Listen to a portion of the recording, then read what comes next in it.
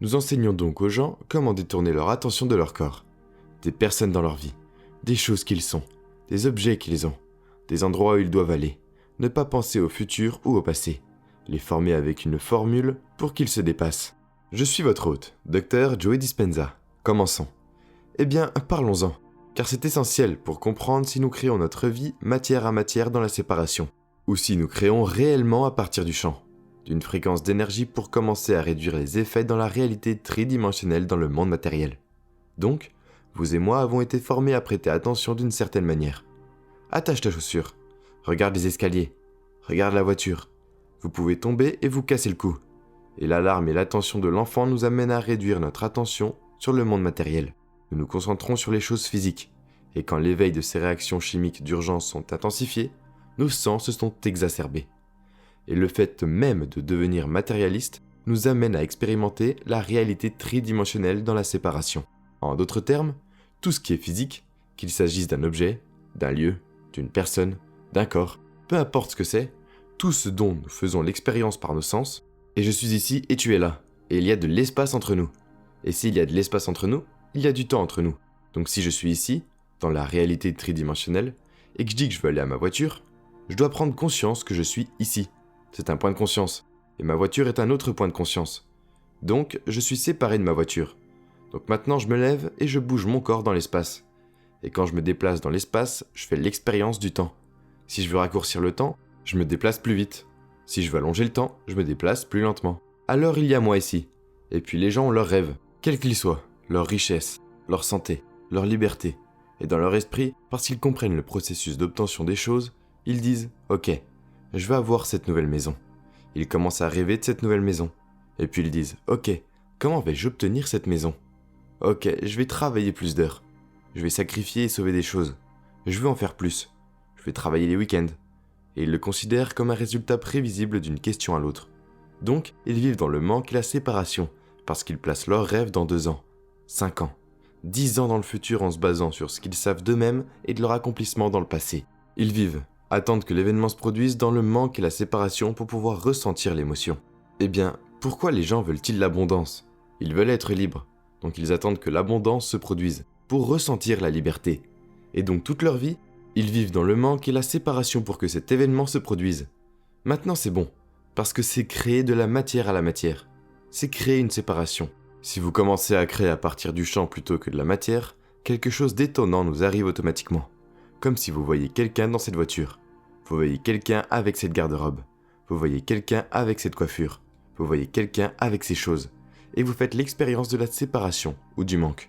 Votre cerveau commence naturellement à voir que vous pourriez avoir ça. La prochaine chose que vous savez, c'est que vous voyez la voiture. Et puis vous vous arrêtez un instant et votre cerveau commence à vous mettre dans la scène. Vous conduisez la voiture, vous portez l'écharpe, vous avez la garde-robe, vous avez toutes ces choses.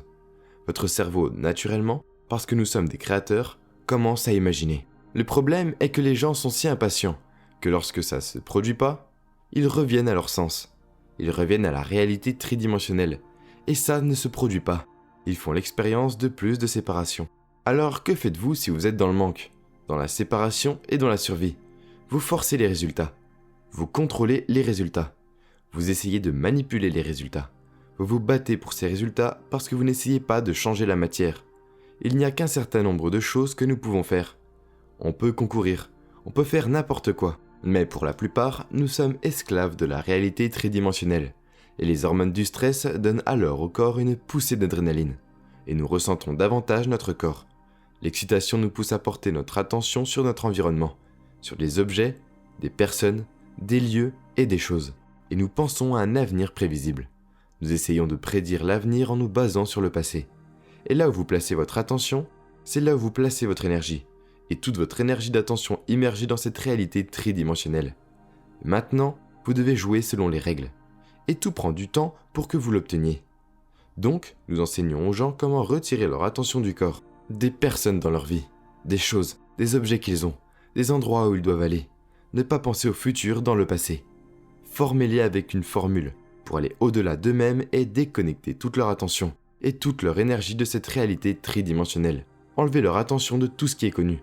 Et si vous faites cela correctement et que vous n'êtes pas conscient de votre corps, Vous n'êtes pas conscient des personnes dans votre vie auxquelles vous vous identifiez, vous ne pensez pas à votre téléphone portable ou tout autre objet, vous ne pensez pas à l'endroit où vous êtes assis, où vous travaillez, où vous devez aller, vous ne pensez pas à l'avenir, au passé, vous êtes dans le moment présent. Alors, qu'est-ce que vous êtes ?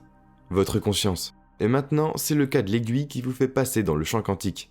Vous ne pouvez pas entrer dans cet endroit en tant que quelqu'un. Vous devez y entrer en tant que personne. Et il s'avère que nos recherches montrent que lorsque les gens font ça correctement, il y a des changements élégants qui se produisent dans le cerveau et dans le cœur.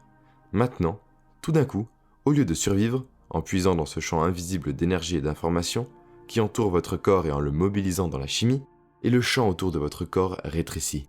Vous devenez plus de matière et moins d'énergie. Lorsque les gens se dissocient de tout ce qui est connu dans leur vie et qu'ils retirent leur attention de leur corps, de leur environnement et du temps, maintenant, tout d'un coup, l'énergie se déplace dans le cœur.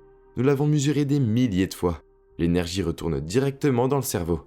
Et maintenant, tout d'un coup, le cerveau commence à devenir très synchronisé, très organisé. Et il y a une cadence qui est créée dans le cerveau par les mêmes moyens. Ils ralentissent leur onde cérébrale. Et ils vont au-delà de leur esprit analytique. Ils pensent au néocortex. Et le cerveau devient très organisé. Le cœur commence à s'organiser. Le cœur produit un champ autour du corps. C'est de l'énergie. Cette énergie est une fréquence. La fréquence transporte l'information. Et maintenant, ils ont l'énergie. Une fois que l'énergie est arrivée ici pour poser une pensée sur cette fréquence, et désormais, ils ont un signal Wi-Fi. Désormais, ils sont connectés à quelque chose de plus grand. Une fois que l'énergie arrive jusqu'à leur cœur, ils ne ressentent plus le manque et la séparation. Comment pouvez-vous ressentir un manque alors que vous vous sentez entier ? Comment pouvez-vous espérer que votre rêve se réalise alors que vous avez l'impression qu'il s'est déjà réalisé ? Et les gens changent leur énergie. Ils se connectent à l'information. Ils sont suggérés. Ils sont capables d'accéder à la fréquence qui transporte l'information, non pas par leur sens, mais par le champ. Et quand ils font cela correctement, et nous pouvons le prédire, il y a un changement dramatique qui se produit dans la personne où ils ont un événement intérieur qui semble plus réel que tout événement extérieur dans leur vie. Et c'est le moment où ils se connectent à quelque chose de plus grand. Et c'est le moment où, à la fin de leur expérience, de leur processus intérieur, ils ont l'impression que c'est déjà arrivé. Maintenant, si vous sentez que votre futur est déjà arrivé, vous ressentez l'émotion avant qu'elle ne se produise. Vous ne la chercherez pas quand elle se produira, parce que cela voudrait dire que vous en êtes séparés. Si vous sentez que c'est déjà arrivé, pourquoi le chercher ? Il n'y a pas d'endroit où chercher, vous êtes dans le moment présent. Et c'est ce genre de changement énergétique qui commence à causer des synchronisations, et ces coïncidences et tous ces événements merveilleux qui commencent à montrer aux gens « Waouh, je suis en train de créer ma vie maintenant ». Désormais, ils sont moins réactifs aux circonstances de leur vie, parce que dès qu'ils commencent à réagir aux circonstances, je leur dis « Pourquoi avez-vous réagi ? Ou qu'est-ce qui ne va pas chez toi ?» S'ils disent « Oh, c'est la personne qui me fait ressentir et penser de cette façon », alors ils sont de retour au programme inconscient de victimisation. Alors les gens commencent à comprendre, et ils disent « Aucune personne, aucune circonstance, aucune condition dans ma vie va me faire tomber de cette énergie. » Et quand ils sont dans une énergie différente, alors, s'ils continuent à la pratiquer, le mot méditation signifie se familiariser avec. Vous devez être capable de maintenir cet ordre interne indépendamment de toute condition dans votre environnement. Si vous faites cela correctement, vous commencez à voir dans votre environnement ces réactions que vous créez à partir du champ. Et maintenant, vous n'avez plus besoin d'aller quelque part pour les obtenir. Lorsqu'il y a une correspondance vibratoire entre le cerveau et le cœur, une cohérence un peu future, vous avez un signal radio et vous êtes accordé sur cette fréquence. Alors vous ne traversez pas l'espace pour expérimenter ce que vous voulez. Vous êtes connecté à ce champ unifié. Si vous êtes connecté à la source, pourquoi irais-tu quelque part ? Vous l'attirez à vous. Et tout d'un coup, vous commencez à devenir un aimant. C'est votre expérience. Et c'est là que ça devient excitant. Parce que lorsque vous ressentez la plénitude et que vous ne ressentez pas le manque, et que vous n'attendez pas que l'événement se produise, alors tout d'un coup, la richesse ne devient pas aussi importante. Le moment où vous commencez à ressentir la plénitude, c'est là que votre guérison commence. Le moment où vous commencez à ressentir la gratitude. C'est à ce moment que vous attirez les expériences vers vous. Nous enseignons donc aux gens comment changer ce processus. Et je pense simplement que ces moments, plus que jamais, sont un appel au réveil pour que chacun commence vraiment à regarder et à devenir conscient et à voir vraiment comment il va sortir de cette expérience. Et d'ailleurs, à une époque où il y a de la séparation, de l'isolement, de la quarantaine et de la peur qui crée ce genre de séparation, j'ai dit à ma communauté « Oh non, c'est le moment de nous unifier ». Et nous avons des recherches qui montrent qu'il n'est pas nécessaire d'être en présence physique d'une personne pour qu'elle se sente aimée. En fait, nous avons des recherches pour montrer que lorsque vous réunissez un groupe de personnes, et qu'elles commencent toutes à ouvrir leur cœur et à synchroniser leur énergie, et qu'elles ont la pensée de quelqu'un, parce que ce sont des personnes qui sont formées maintenant, elles ont la pensée d'un groupe de personnes, ou de quelqu'un que leur vie soit enrichie, que leur corps soit guéri, et nous observons un effet non local du cœur d'une personne qui entre en cohérence sous l'influence de l'énergie. Waouh! Puis j'ai dit à ma communauté, eh bien maintenant plus que jamais, nous devons nous unifier en tant que communauté. Nous devons, dans une nouvelle conscience, d'une manière non locale, créer une plus grande compréhension et nous unifier en ce moment. Et c'est l'amour qui nous unit. La fréquence, l'énergie de l'amour est ce qui crée la connexion. Et nous devons juste arriver ici. Et donc, c'est le moment dans l'histoire maintenant où une nouvelle conscience doit naître. Et ce n'est pas un seul individu. C'est une mauvaise interprétation de la prophétie. C'est une conscience collective qui est construite dans une fréquence plus élevée. Et la fréquence est l'énergie. Et l'énergie transporte l'information qui transporte la conscience. Et donc, nous devons passer à un plus grand niveau de conscience et la conscience de cette connexion.